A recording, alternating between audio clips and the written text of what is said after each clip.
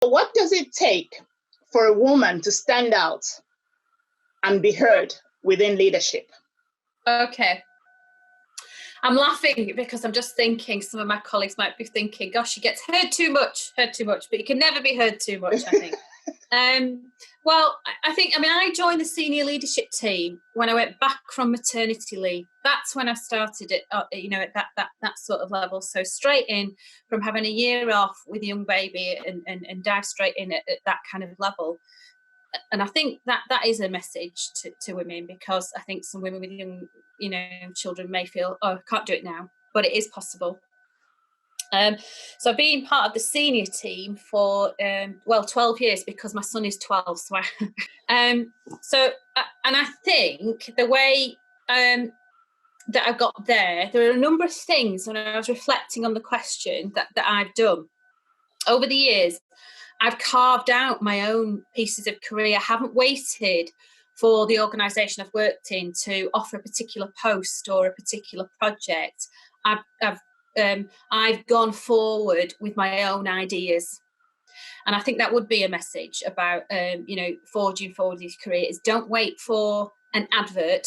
Don't wait for, some kind of internal role. If you can see something that you think, could benefit the organisation as well as you, I'd say step forward with that. Take that idea to, the leadership group that you work with. So that's certainly, one thing I'd say is a way to stand out. Okay. And the other, I'm not sure, is it standing out but it's the other bit that I thought I'd talk about today, and that's about being connected. And I don't mean having connections as in with influential people as such. I don't mean that. Often when we hear, particularly in the corporate world, the business world, people talk about networking, and they have in their mind probably a bunch of men in suits at a breakfast meeting or something networking. But I kind of don't mean that. What I found really vital is being connected largely to other women, actually, who can support and sustain you and introduce you to other people and new ideas, or can be a sounding board to, the kind of things that your vision that you might have. And I found that really powerful and really important in enabling you to stand out. It's the amplification of voices. You do it for other people, they do it for you. Okay, so it's helping each other and finding a network of people that you can bounce each other off, kind of. Oh yeah, absolutely. I think the way women network effectively, or can do, but they may not see it as networking, is very relational. I think I do take a sort of gender view. I think a traditional male view maybe of networking is very different. But I think for women, it's about relationship building. And I've found lots of really important relationships that have helped me professionally throughout my career. And I think reaching out to build those kind of connections is really important and helps you stand out. So if there was somebody that was sitting there thinking, okay, so how do I just build up these relationships? Where do I start from? And, without feeling a bit uncomfortable, what advice would you give? Well, this is really funny that you're asking that, because it's happened today.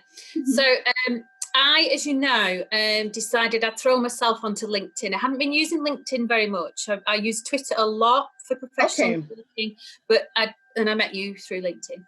Now, just because I'd suddenly landed on that platform, somebody contacted me, and she's in a college, she's in a role, and she wants to sort of develop a career. And she just said, do you mind spending some time with me talking about careers? It's not something I'd ever offered myself as a coach or anything like that. She just said, I said, yeah, that's fine. So we've had a chat, and I've learned quite a bit from her as well.